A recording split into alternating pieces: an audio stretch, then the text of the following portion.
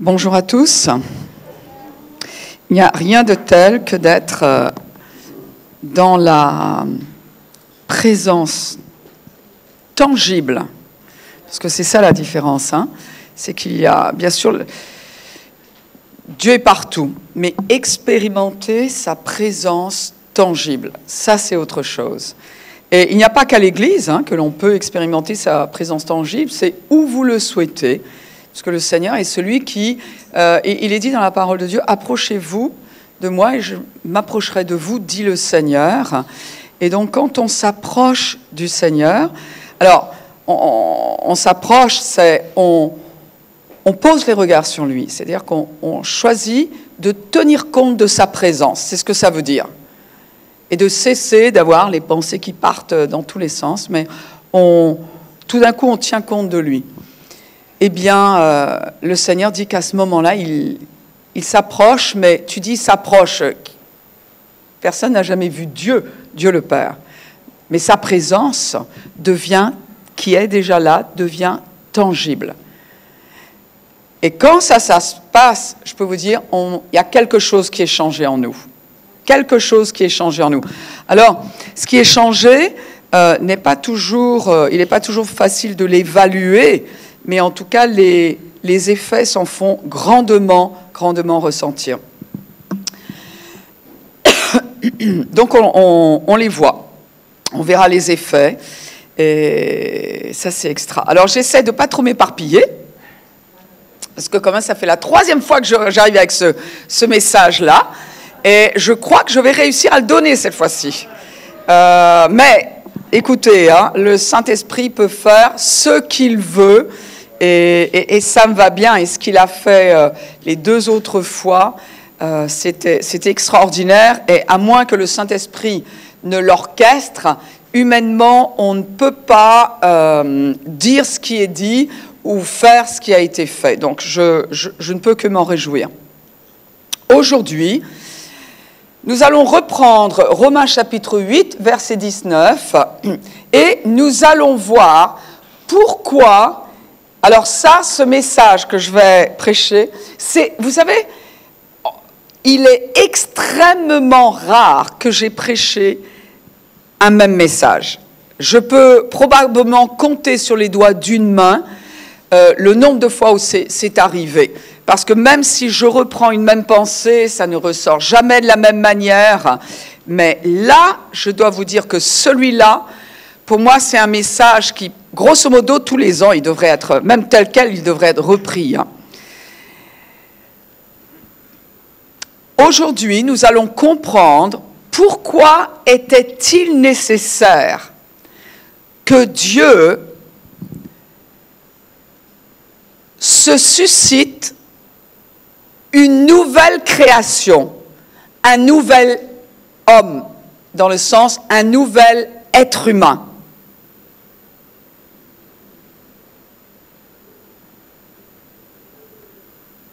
Romains chapitre 8, verset 19. Et donc, il est dit ici, aussi la création attend-elle, je reprends ce verset-là, qui est vraiment le pilier de notre série, la création attend-elle avec un ardent désir la révélation des fils de Dieu. Alors, non seulement, eh bien, oui, la création, tout ce qui fait partie de ce que Dieu a créé, donc même les anges attendent de voir vraiment qui sont les fils de Dieu. Mais cela voudrait dire qu'il y aurait une manifestation visible de ceux qui sont fils de Dieu.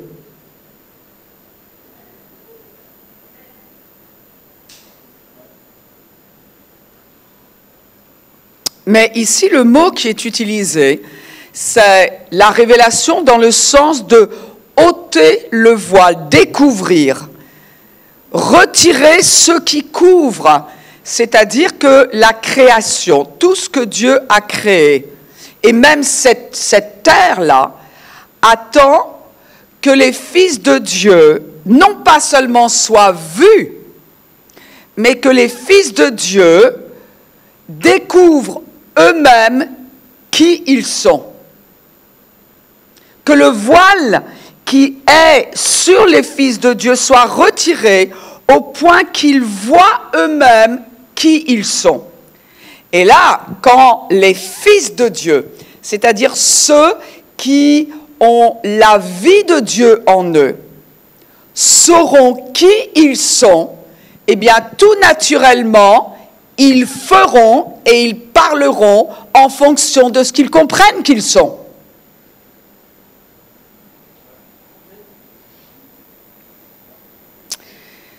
Romains chapitre 5, regardez verset 12. Et il dit, c'est pourquoi, vous savez, les gens, parfois, quand l'occasion arrive de parler de Dieu, de parler de Jésus qui est notre sauveur, les gens très rapidement nous ramènent vers une généralité. Et ils disent, oui, mais s'il y avait un Dieu, alors il n'y aurait pas tous ces problèmes sur terre. S'il y avait un Dieu, eh bien, telle famille n'aurait pas perdu leur jeune enfant. S'il y avait un Dieu, il n'y aurait pas tant de guerres. S'il y avait un Dieu, il n'y aurait pas la famine. S'il y avait un Dieu, il n'y aurait pas l'injustice.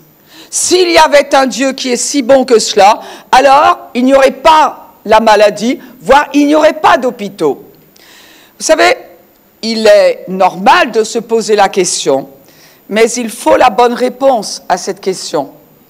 Pourquoi? Parce que tout ce que l'on voit sur cette terre ne reflète pas le cœur de Dieu, parce qu'il y a eu un changement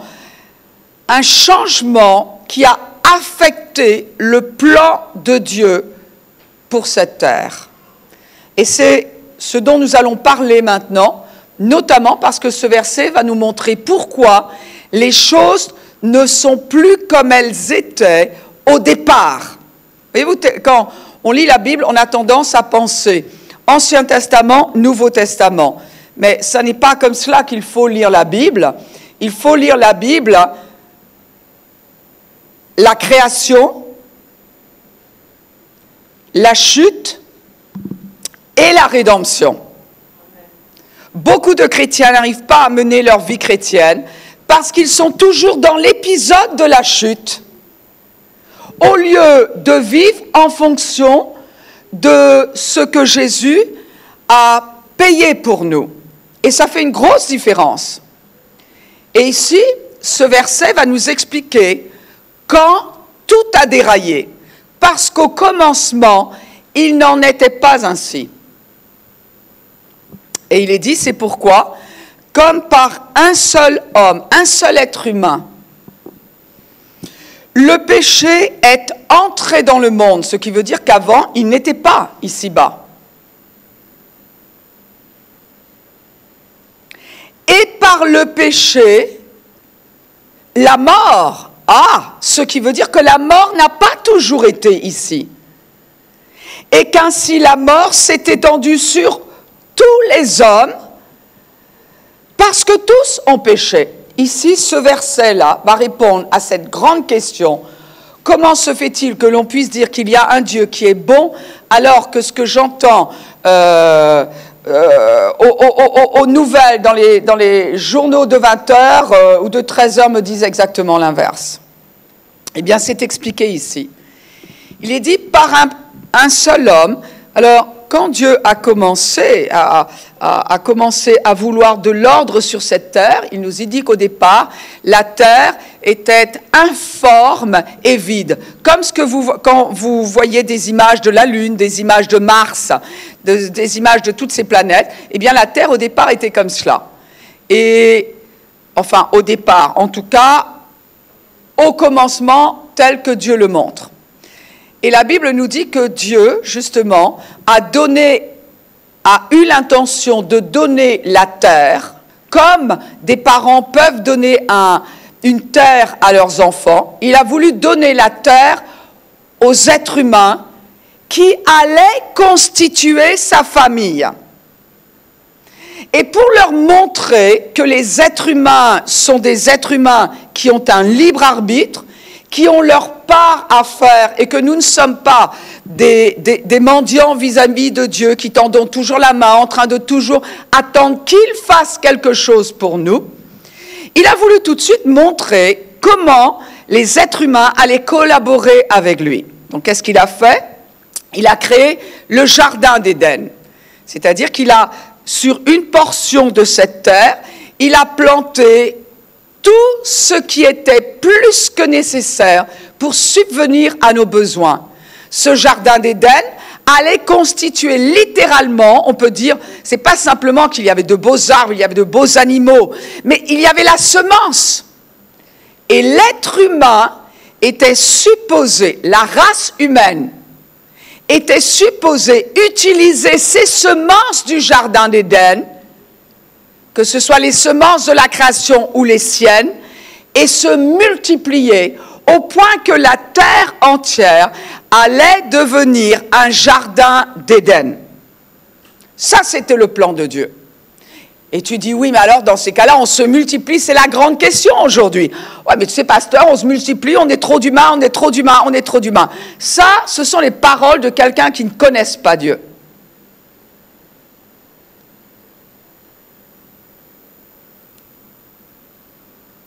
Parce que ce qui est prévu, ben, c'est qu'après cette terre, on recommence. Vous avez remarqué qu'il y a autre chose, il y a beaucoup de choses qui ressemblent à cette planète. Et on devait continuer, ainsi et ainsi, d'une planète à l'autre. Et il n'y a aucun problème avec la multiplication de la race humaine. Mais, la Bible nous dit que dès le départ, l'être humain, parce qu'il est un être libre, donc c'était à nous de faire prospérer cette terre. C'est pour ça que l'être humain a ce désir en lui d'aller sur la Lune. Pas simplement pour préserver la race humaine parce qu'il y en aurait trop sur Terre. On n'est pas trop sur Terre. C'est faux de penser cela. Mais parce que nous sommes appelés à développer la vie ailleurs. Et la Bible nous dit, dans ce jardin d'Éden que nous étions supposés étendre à toute la planète, l'être humain a fait le choix de vivre indépendamment de Dieu. Quand il a fait ce choix de vivre indépendamment de Dieu, parce qu'il a cru un mensonge de la part du diable, le diable a réussi à lui faire croire que ce que Dieu lui avait donné n'était pas suffisant et qu'il manquait encore de quelque chose. C'est-à-dire que Dieu avait menti à l'être humain. Et malheureusement, l'être humain a cru ce mensonge et a fini par dire à Dieu, eh bien, d'accord, alors, puisque apparemment tu n'es pas celui que tu dis que tu es, que tu ne m'as pas donné tout ce dont j'ai besoin, alors je vais pourvoir à mes propres besoins, ce qui veut dire je vais faire ma vie sans toi. Tous les êtres humains sont libres de faire ce choix. Ce qu'ils ne savaient pas, c'est qu'en péchant de la sorte, il allait pas simplement faire sa vie sans Dieu, il allait perdre la vie de Dieu qui était en lui, la vie de Dieu qui a à voir avec la santé, une qualité de paix, une qualité de joie qui ne dépend pas des circonstances, la nature de Dieu en lui. Il allait perdre cette nature, à la place recevoir une autre nature qui lui donnait la tendance, propension à faire le mal, qui s'appelle la nature du péché, qui faisait de cet être humain un ennemi de Dieu.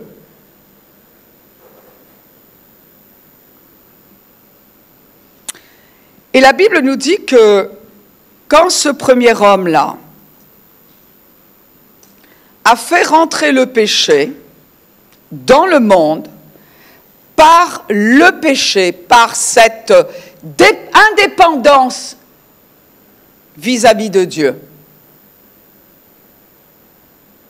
la mort est entrée dans le monde. Pourquoi la mort est entrée dans le monde? Parce que Dieu avait donné à l'être humain la gestion de cette planète. La décision que l'être humain allait prendre allait maintenir la planète dans un élan de prospérité, ou alors allait avancer au rythme de l'être humain sans Dieu. Et on voit aujourd'hui ce que ça donne. Donc on comprend que ce n'est pas un programme politique qui va ramener la paix, la prospérité sur cette terre. Parce que la prospérité, dans le sens large du terme, accroissement, équilibre, paix, joie, se trouve dans la communion avec Dieu, dans l'union avec Dieu. Donc l'être humain a choisi de faire sa vie sans Dieu, et la Bible dit qu'en faisant ça, il a fait rentrer la mort dans ce monde. La mort, la Bible nous dit clairement que la mort, c'est la séparation d'avec. Séparation d'avec. Premier genre de séparation, c'est bien évidemment être séparé d'avec Dieu. Ça, c'est le premier genre. La pire mort, c'est un état de séparation d'avec Dieu, qui est la vie, qui est la source de la vie. Évidemment, quand Adam a choisi, l'être humain a choisi de se séparer d'avec Dieu, ce qu'il ne savait pas, c'est que la Bible nous dit que dans cet état de communion avec Dieu, il ne se rendait même pas compte qu'il portait un corps et qu'il vivait dans un corps. Tellement il était conscient de Dieu. Vous savez, c'est exactement... attendez. On peut être tellement conscient de quelque chose qu'on oublie le reste. Vous savez, moi je me souviens qu'il m'est arrivé, avant d'aller... c'est à l'époque où j'avais un travail dans le civil, avant que je sois pasteur, avant même que j'aille à l'école biblique. Et je me souviens que ça dépendait à quelle heure je commençais mon travail. J'avais plus ou moins de temps pour passer du temps avec Dieu, pour démarrer ma journée. Et alors là, je lisais et je méditais. Et tout d'un coup, tu sais, c'est de méditation en méditation. Comme tout à l'heure, j'ai failli arriver en retard parce que tu lis un truc et tu dis « Oh là là !» Et puis il y a celui-là. Tout d'un coup, tu as toute une fenêtre de révélation qui s'ouvre et tu es là en train de parler à Dieu et Dieu te parle. Et puis,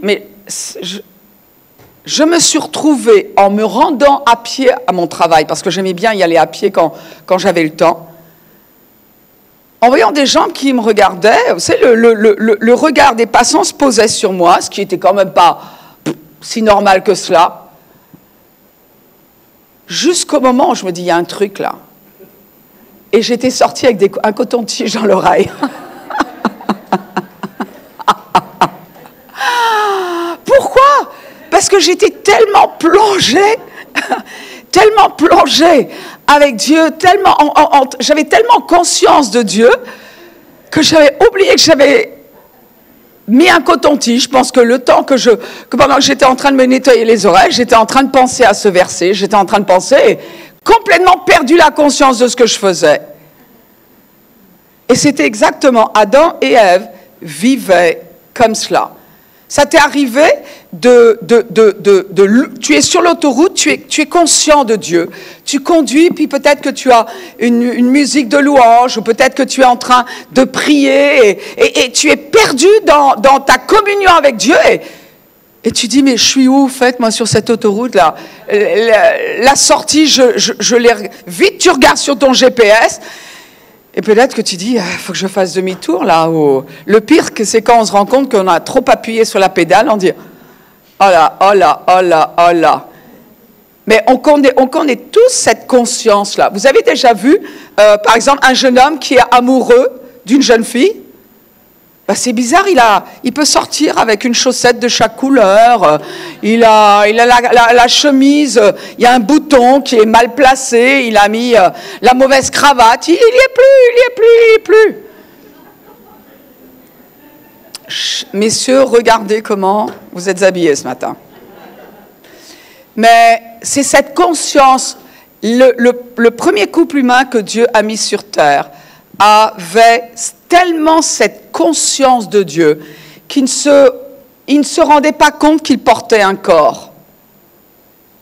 Et quand il a choisi de se séparer d'avec Dieu, cette première mort, c'est un état de séparation, eh bien, il s'est coupé de cette vie d'avec Dieu, et un jour, il a expérimenté une autre sorte de mort, qui est une séparation d'avec son corps.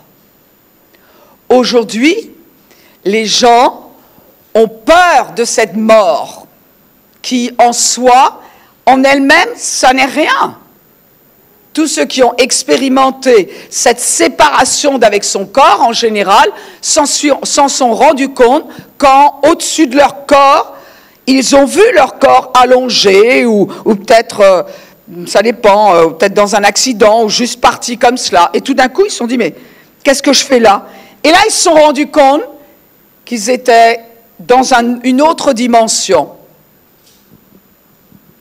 Et la mort, à vrai dire, c'est quelqu'un qui a franchi une autre étape, c'est-à-dire qui est sorti de cette dimension du temps pour entrer dans la dimension de l'éternité. Et le temps, c'est une fraction de l'éternité qui est découpée en secondes, minutes, etc., qui est rythmée par les cycles lunaires, solaires, etc. C'est tout. Le temps, un jour, va s'arrêter. Parce qu'à vrai dire, la réalité, c'est l'éternité. Donc, l'essentiel n'est pas qu'est-ce que je vais faire de mon temps, mais la vraie question est qu'est-ce que je vais faire de mon éternité, où vais-je la passer? Quand Adam et Ève ont été séparés, ont choisi, c'est pas Dieu, ça n'est pas l'initiative de Dieu de se séparer des êtres humains, ça a été l'initiative de l'être humain parce que nous avons un libre arbitre. Et la Bible nous dit que non seulement ils ont changé de nature, ils ont reçu en eux une nature du péché qui est la nature de l'ennemi de Dieu, cette nature qui pousse à pécher. Cette nature qui pousse à la suspicion, cette nature qui pousse au vol, qui pousse au mensonge, qui accueille la maladie. Et un jour, eh bien, leur corps, leurs vêtements, qui ne vivaient que de la vie qui était en eux. Leur corps qui ne vivait que de la vie qui était dans leur esprit. Eh bien, comme ils étaient séparés d'avec Dieu, la vie de Dieu n'a pas continué à alimenter leur corps. Et qu'est-ce qui s'est passé? Eh bien, un jour, leur corps, privé de vie, a été séparé d'eux-mêmes. Comme ce soir, ça ne va pas être une grande... Je pense que personne ne va avoir peur de se séparer de son vêtement.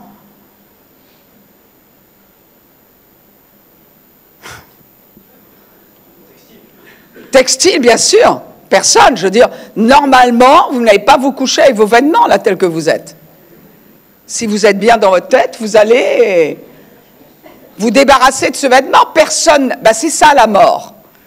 Ce soir, tout le monde dans les chaumières va dire, je vais expérimenter. J'ai expérimenté une séparation avec mon vêtement.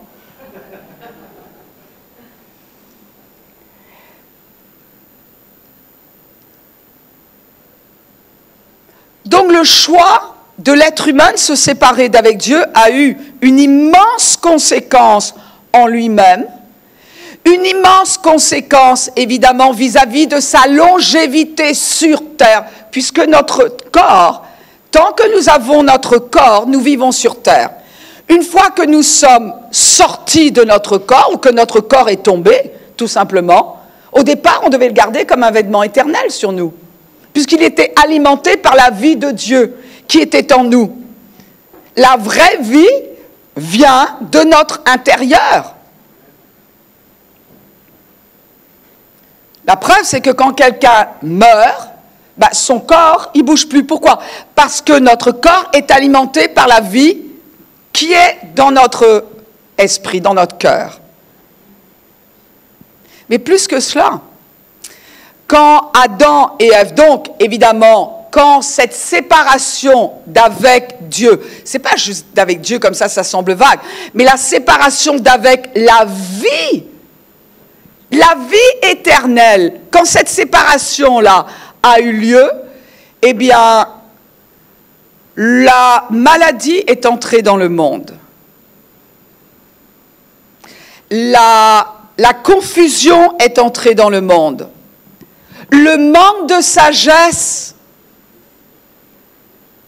la dépression est entrée dans le monde. La suspicion est entrée dans le monde. La convoitise est entrée dans le monde. Et l'être humain, sans Dieu, apprend à vivre avec cette nature du péché. Il est évident que ça a eu un impact sur la création. Ça a eu un impact. Pourquoi? Je vais vous lire une autre version. C'est pourquoi, de même que par un seul homme, ce n'est pas un homme masculin, c'est un être humain. Adam et Ève, les deux ont choisi, les deux représentants de l'espèce humaine, les deux seuls. Le péché est entré dans le monde, et par le péché la mort, et ainsi la mort a atteint tous les hommes, c'est-à-dire un état de séparation avec Dieu a atteint toute la race humaine, c'est-à-dire tous les descendants. Je vais l'expliquer. Quand Adam a péché, le monde entier a été touché. Le péché est entré dans l'expérience humaine et la mort en a été le résultat. Ainsi, la mort, séparation d'avec, a suivi ce péché, jetant son ombre sur toute l'humanité, parce que tous ont péché. Une autre version. Vous connaissez l'histoire d'Adam qui nous a mis face à un dilemme. Nous sommes d'abord dans le péché, puis dans la mort, et personne n'est à l'abri du péché ou de la mort. Ce péché a perturbé, écoutez bien, ce péché a perturbé les relations avec Dieu, en tout et en tous. Mais l'étendue de ce dérèglement n'est pas claire jusqu'à ce que Dieu l'explique en détail à Moïse.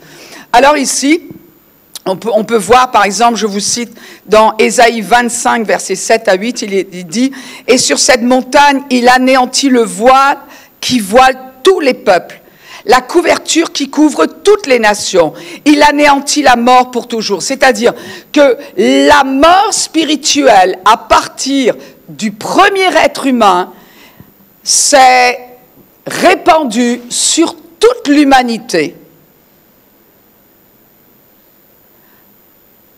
1 Jean 5, 19 dit « Nous savons que nous sommes de Dieu et que le monde entier est sous la puissance du malin, sous l'influence de l'ennemi de Dieu. Si nous ne sommes pas de Dieu, nés de Dieu, alors nous avons une nature intérieure, une nature spirituelle qui est l'ennemi de Dieu. » Verset 3, Romains chapitre 3, verset 23, dit « Car tous ont péché et sont privés de la gloire de Dieu. » Une autre version dit « Car tout le monde a péché. » Ce n'est pas seulement Adam et Ève, c'est tout le monde a péché. Nous sommes tous en deçà du glorieux standard de Dieu. C'est-à-dire que lorsque Dieu a créé l'être humain, vous comprenez que Dieu, imaginez la puissance, la grandeur, la magnificence, a créé un être humain à son image, à sa ressemblance. Quel genre d'être humain, de race humaine a-t-il créé? Et le péché, puisque l'être humain a été plongé dans le péché par choix, il vit maintenant en deçà du glorieux standard de Dieu. C'est-à-dire, l'être humain vit en deçà du rêve, de l'idéal de Dieu.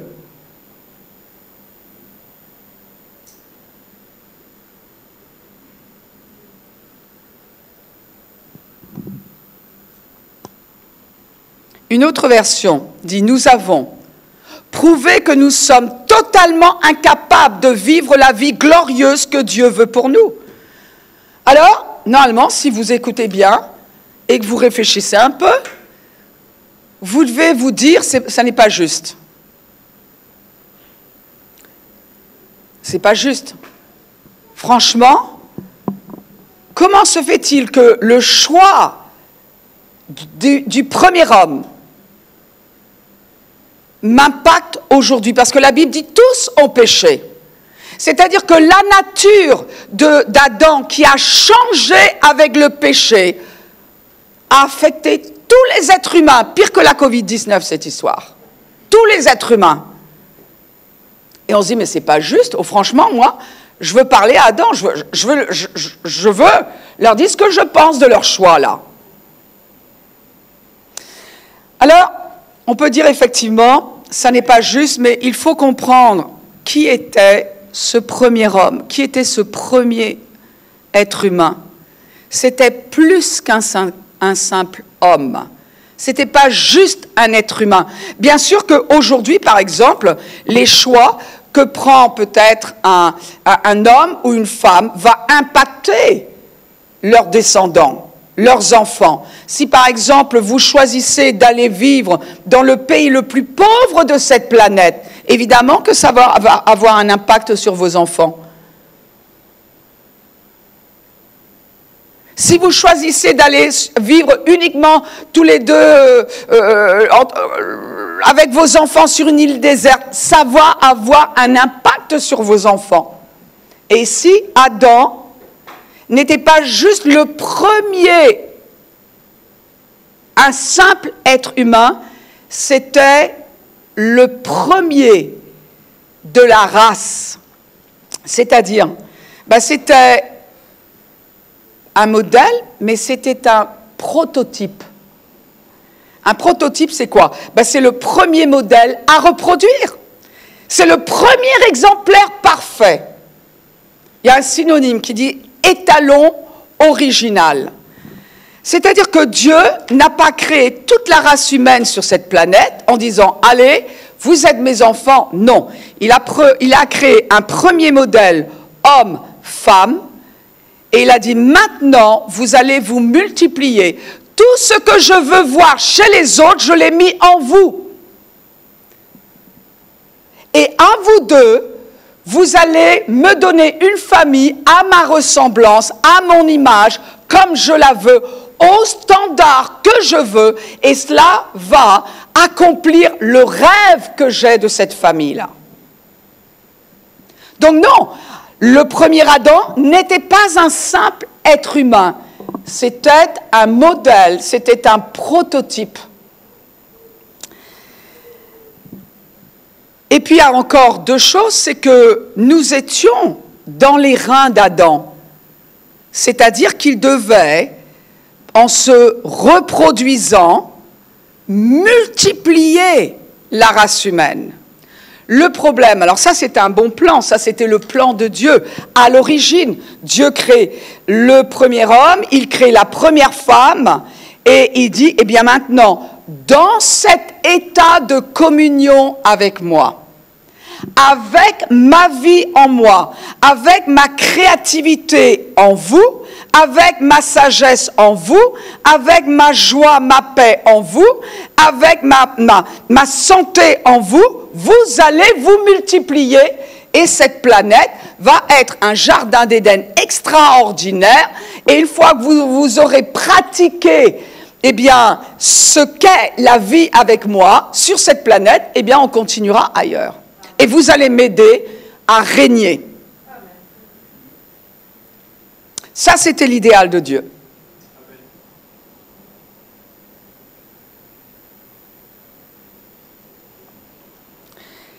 Mais parce que les conséquences de leur choix allaient affecter la race humaine parce qu'ils allaient se reproduire, eh bien, quand Adam et Ève ont eu des enfants, la nature spirituelle qu'ils avaient en eux, dans cet état de séparation d'avec Dieu, ils l'ont transmise par le sang à leurs enfants. Et chaque enfant qui est né d'Adam et Ève, puis ensuite de leurs enfants, puis ensuite de leurs petits-enfants, jusqu'à nous, cette nature spirituelle, ce péché qui nous amène à pécher, s'est transmis par le sang à toute la race humaine. Toute la race humaine est née dans un état de séparation d'avec Dieu. C'est pour cela qu'un enfant, vous n'avez pas besoin de lui apprendre à pécher. Vous n'avez pas besoin d'apprendre à un enfant à mentir. Alors, on voit l'innocence sur un bébé. Vous voyez un nourrisson et oh, wow, on voit la pureté. Pourquoi? Parce que la nature du péché n'a pas encore été déclenchée. Quand l'enfant va, mais alors donc il va mentir, il va même peut-être voler, il va casser peut-être le jouet de son petit frère ou de sa petite sœur en disant ben non c'est pas moi. Il va pécher, mais c'est avec pureté. Un jour, quand il va atteindre l'âge de la raison, ça dépend des enfants, il va choisir de pécher. Il va choisir de mentir. Et là, ce ne sera plus mentir, la bouche pleine de chocolat, avec du chocolat sur le nez. Il va pas dire à sa mère, ben non, c'est pas moi qui ai mangé le pot de Nutella. Ça va pas être ça. Il va savoir que c'est lui et il va choisir de dire non, c'est ma sœur.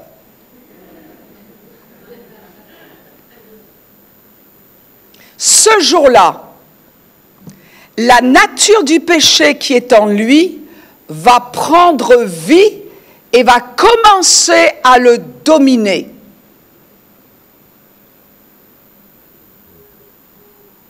Et la Bible dit, c'est valable pour tous les êtres humains qui sont arrivés sur cette planète. Alors on pourrait dire, dit pasteur, si c'est ça la bonne nouvelle, mais j'ai pas fini.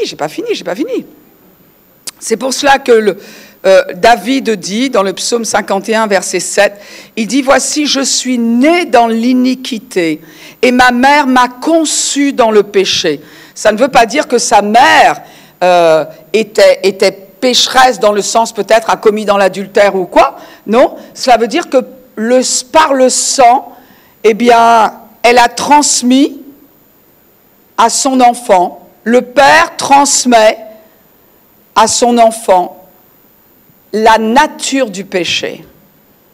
Donc, il est évident que quand on comprend cela, on se dit, il doit bien y avoir une autre solution. Ben oui, c'est simple. Vous savez quelle était la solution? Quelle était la solution de Dieu? Parce que n'oublions pas que Dieu aime les êtres humains. Dieu est celui qui a le plus souffert. Nous avons souffert d'être séparés de Dieu. Même ceux qui ne connaissent pas Dieu ne se rendent pas compte à quel point ils souffrent dans cette vie de séparation d'avec Dieu. Mais celui qui a le plus souffert, ça a été Dieu. Mais vous savez, parce que Dieu avait choisi de nous laisser le libre arbitre, eh bien, il savait que ça allait se passer.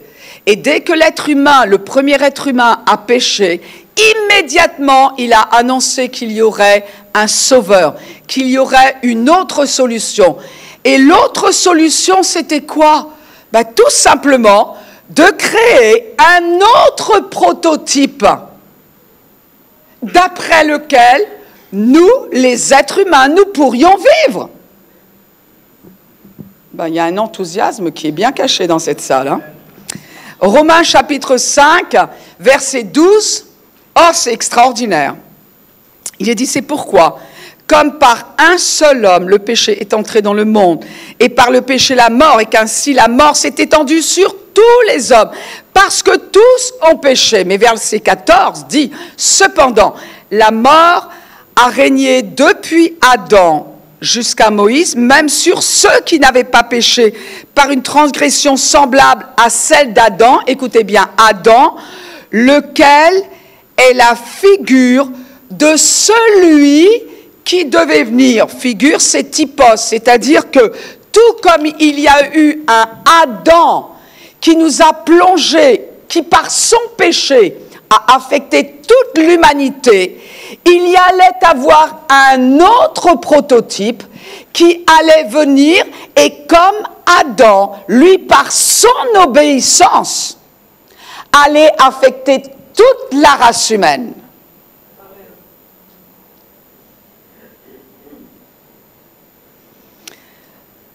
Comme Adam avait affecté toute la race humaine,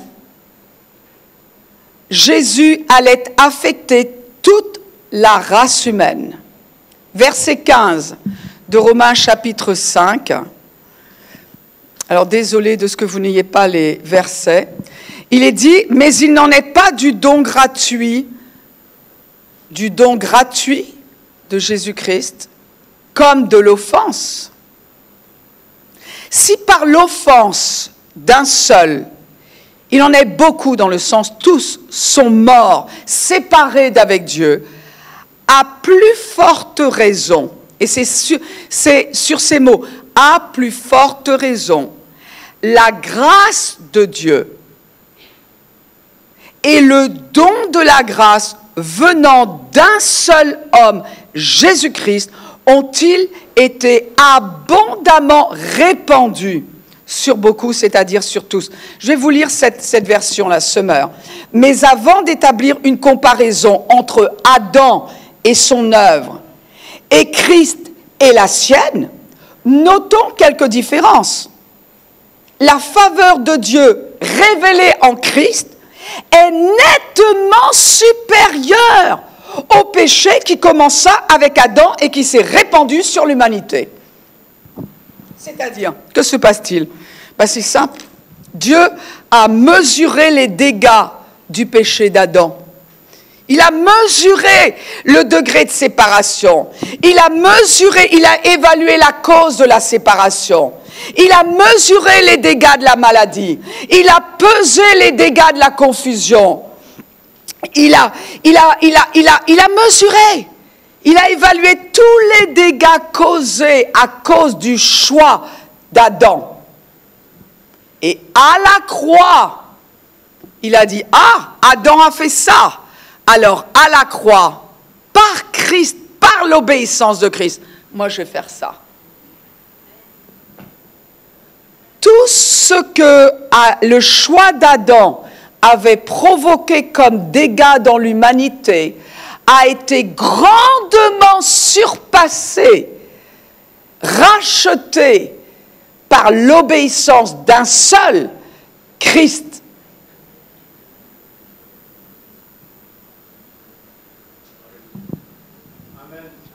Bon, heureusement, je ne vais pas me fier à votre réaction.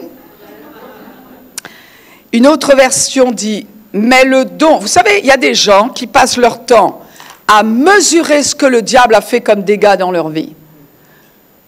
Je comprends si vous ne connaissez pas Jésus-Christ, je comprends si vous n'êtes pas né de nouveau.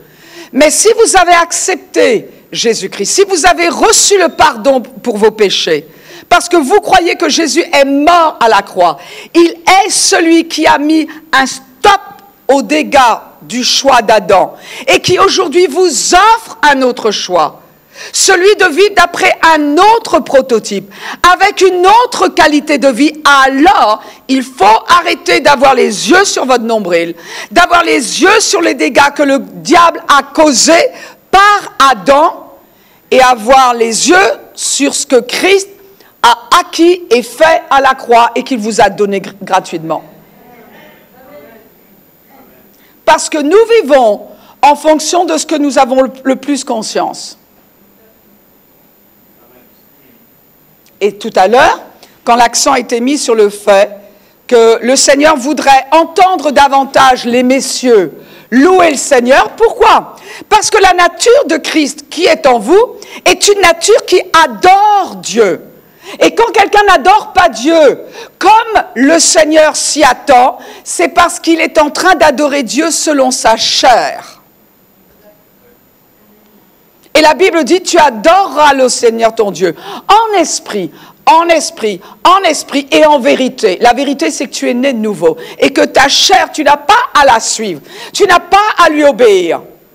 Mais on doit vivre en fonction de la vérité. La vérité de quoi? De la nouvelle création.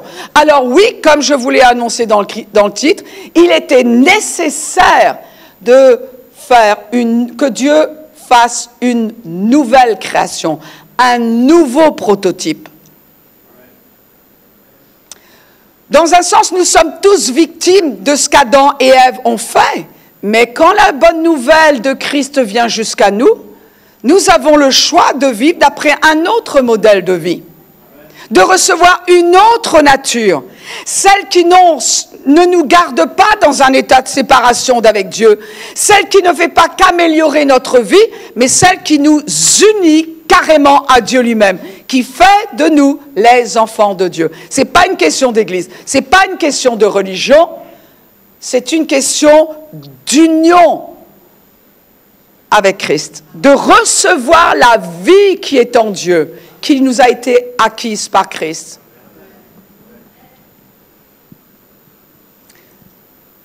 Une autre version dit « Le don gratuit de Dieu et la faute n'ont pas la même mesure ». Une autre version dit « Le seul acte d'Adam et le seul acte de Christ, la croix ». Désobéissance pour Adam, obéissance pour Christ, sont similaires dans le fait qu'ils ont affecté tout le monde. Mais, quelqu'un dit mais, l'effet est totalement différent. Il y en a un qui nous a plongés dans la séparation d'avec Dieu et il y en a un autre qui nous plonge dans l'union avec Dieu, la réconciliation avec Dieu pour l'éternité. Plus besoin de se laisser dominer par la peur. Plus besoin de se laisser dominer par l'infériorité. Ça, c'était bon avant Christ, uni à Adam. Mais maintenant, uni à Christ, la création attend la révélation des fils de Dieu. Quelqu'un attend de voir comment vit un nouveau prototype uni à Christ.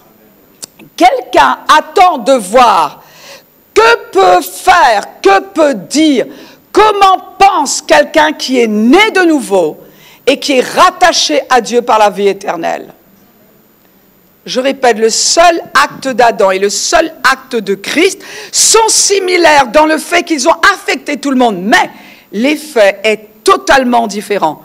Une autre, le don gratuit qui nous vient par Christ va bien au-delà de tout dommage qui nous a été fait par la chute d'Adam. Oh!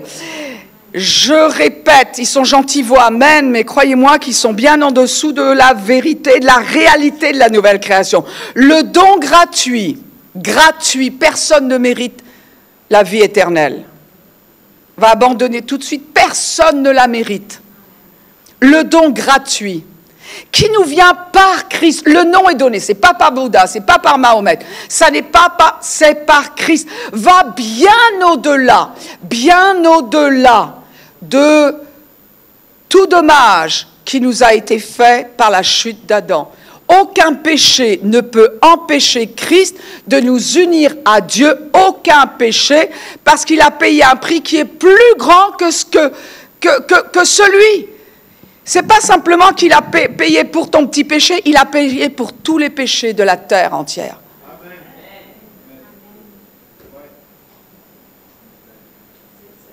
Et c'est en fonction de cela que nous devons vivre. Une autre version dit, ce que Dieu a fait pour nous en Christ. La croix était un moment de souffrance, était un moment d'horreur, ce que Mel Gibson a essayé de décrire dans son film et qui est vraiment la passion, vraiment c'est à voir. Mais c'est en deçà de la réalité qui s'est passée il y a 2000 ans à Jérusalem. La Bible nous dit que Jésus était tellement défiguré, tellement abîmé par les coups qu'il avait reçus, qu'il était une plaie géante, que les gens détournaient les regards pour ne pas voir à quoi il ressemblait. Mais Dieu était à l'œuvre en Christ. Dieu était à l'œuvre en Christ. Les gens qui ne connaissaient pas les Écritures ne voyaient pas, ce qu'ils voyaient, c'était les apparences, l'horreur, les coups. Mais ceux qui connaissaient Ésaïe savaient que Dieu était en train de payer pour notre péché. Et la Bible nous dit ici ce que Dieu a fait pour nous. Vous savez pourquoi ce message est annoncé? L'Évangile est annoncé jusqu'à aujourd'hui, pour que les gens se laissent affecter par ce que Christ a fait il y a 2000 ans, au lieu de continuer à vivre d'après ce que Adam a fait il y a presque 6000 ans. Ce que Dieu a fait pour nous excède de loin tout dommage causé par la chute d'Adam. Donc ici, dans ce passage, eh bien, Paul compare les deux hommes de Dieu. Ce que Jésus a fait a affecté tous les hommes pour le bien. En Christ, Dieu a restauré à l'homme tout ce que le diable avait volé à travers la chute d'Adam. Et je n'ai pas fini mon message, mais on va se revoir. On a le temps. Mais c'est tellement énorme. Là, il est question que Dieu recrée un être humain. C'est ça, la nouvelle naissance. C'est permettre à Dieu de te donner une nouvelle créature, une nouvelle nature, faire de toi une nouvelle créature qui puisse vivre dans sa maison comme un enfant, avec son père et sa famille. Comment vivent-ils au ciel? Et la Bible dit, eh bien oui, ce sont les fils de Dieu qui règnent. Ce sont eux qui sont appelés à régner. Et pas seulement arriver au ciel. Et on a ce qu'il faut pour régner. On a ce qu'il faut pour régner sur la peur en nous. La Bible dit que Dieu nous a donné tout ce qui contribue à la vie et à la piété. Tout ce dont nous avons besoin se trouve en nous. C'est la vie, non pas de Christ sur la croix, qui était chargé du péché. Ce n'est pas cette vie-là que nous avons reçue quand nous avons reçu le pardon des péchés. C'est la vie de celui qui a vaincu le péché, qui a vaincu la mort, qui a vaincu la maladie, qui a vaincu la confusion, qui a vaincu la peur. C'est cette vie-là qui, aujourd'hui, donne la vie à notre corps. Elle est en nous. Ça n'est pas la vie que tu reçois de tes parents. Ils ne peuvent pas. Ils ne peuvent pas te la donner. Alors tu dis, oui, mais si mon père et ma mère sont nés de nouveau, dans ces cas-là, ils m'ont donné. Non, parce que la vie de Christ se reçoit par une décision personnelle. Elle ne s'hérite pas par le sang. Elle s'hérite directement de Dieu, celui qui est né d'en haut. Et donc, il est tout naturel que cette vie maintenant qui est en nous, à l'intérieur, dans notre vrai être, eh bien, impacte notre façon de penser, impacte notre corps qui est promis à la santé, ou au moins à la guérison, pour ceux qui seraient malades. C'est cela que nous avons. Donc, toute notre vie, nous allons passer à renouveler notre manière de penser pour apprendre avec cette nouvelle qualité de vie, au lieu d'apprendre ce que j'ai reçu dans mon éducation sans Dieu. C'est-à-dire, tu n'arriveras pas, il n'y a pas assez, tu vas vivre en fonction de l'économie, jamais tu arriveras à faire cela. Et alors que quand on est en Christ, on a ce sentiment d'être élevé, on dit, mais non, ce n'est pas à ça que je suis destiné. Et quand on prend le temps de lire les Écritures, on comprend quel est le glorieux standing de Dieu.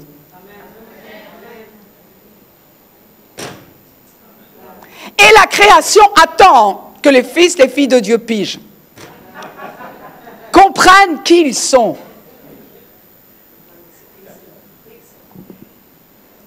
Moi, je ne sais pas, mais... Non, mais... C'est énorme. Bon, alors on va passer plusieurs semaines à comprendre ce qu'est cette nouvelle création. Et je vous encourage à écouter, réécouter, réécouter, réécouter, réécouter, jusqu'à ce que vous soyez tellement conscient de cette œuvre de Dieu en vous, que vous parveniez à ne plus dépendre, quand vous prenez une décision, de ce que vous avez vécu sans Christ. Mes amis, le futur est glorieux. Je ne peux que dire ceci. Mais tant que les chrétiens n'ont pas réalisé ce qu'est cette nouvelle création en eux, ben, ça ne se voit pas. Ils continuent à mentir, ils continuent à voler, ils continuent à tromper, ils continuent à se sentir inférieurs, ils continuent à être confus, ils continuent à être suspicieux, ils continuent comme avant. Ça n'est que quand nous voyons, quand nous avons la révélation de qui nous sommes, que nous vivons différemment et que là, on commence à comprendre qui est Dieu. C'est-à-dire que les autres connaissent Dieu, notamment à travers nous. Donc il y a des tas de chrétiens sur cette planète qui disent, oh là là, comment se fait-il qu'il y ait des guerres? Comment se fait-il qu'il y ait ça? Vous savez, si vraiment on voyait les chrétiens pour qui ils sont, la différence de vie sur cette planète serait comme le jour et la nuit. Comme Goshen dans le pays d'Égypte. Je m'arrête, il faut que je m'arrête là. En tout cas, j'aimerais que tout le monde courbe le front un instant, s'il vous plaît, ferme les yeux. Parce qu'il y a peut-être des gens qui écoutent ce message pour la première fois et qui se disent, mais tu sais, pasteur, moi, je sens que j'ai besoin d'une autre vie. Et oui, Dieu est loin pour moi. Et jamais, jamais, jamais, je n'ai entendu que tous mes péchés avaient été pardonnés, que je pouvais recevoir gratuitement cette qualité de vie-là. Mais je la voudrais. La Bible dit que celui qui a Christ a la vie. Celui qui n'a pas Christ n'a pas cette vie en lui. C'est-à-dire qu'ils vivent toujours avec la nature héritée d'Adam. Alors, est-ce difficile de recevoir la vie de Christ? Non. La Bible dit que si nous confessons de notre bouche que Jésus-Christ est Seigneur et si nous croyons qu'il est ressuscité d'entre les morts, alors nous serons sauvés de cette nature ancienne. Et Dieu fera une œuvre de recréation. Ce que je propose, c'est que tout le monde répète cette prière après moi. Père, dans le nom de Jésus, je ne savais pas que tu m'aimais à ce point. Mais j'ai compris que tu me veux dans ta famille. Et que j'ai une éternité à vivre. Je choisis de la vivre avec toi. Je te remercie pour la réconciliation que tu m'offres. Parce que je t'ai souvent offensé. Par nature et même par choix. En faisant, disant, pensant ce que je n'aurais pas dû faire. J'ai péché. Mais tu as payé pour mes péchés. Et aujourd'hui, tu m'offres la vie éternelle. Je reçois cette vie éternelle. À partir d'aujourd'hui, je suis un enfant de Dieu. J'ai en moi la vie éternelle. Je suis né du Père. Jésus est mon Seigneur. Mon Dieu, apprends-moi à vivre à ton standard. Révèle-moi qui je suis maintenant que je suis uni à toi. Parce que je suis appelé à régner avec toi. Et je t'en remercie au nom de Jésus. Amen. Si vous faites cette prière pour la première fois, eh bien, n'hésitez pas à nous le faire savoir en écrivant à ek21.org. En nous contactant, il y a tous les coordonnées. Et si vous souhaitez recevoir une Bible, eh bien, nous vous la ferons parvenir avec grand plaisir, gratuitement. Mais à nouveau, il nous faudrait vos coordonnées. En tout cas, l'Église de Jésus-Christ est glorieuse et personnellement, je préférais le savoir, le réaliser dès maintenant. Non? Gloire à Dieu. Dis à ton voisin, le plus important, c'est d'être né de nouveau. Et ensuite, c'est de le réaliser. Je vous souhaite un dimanche glorieux, une semaine glorieuse. Vous êtes bénis en Christ.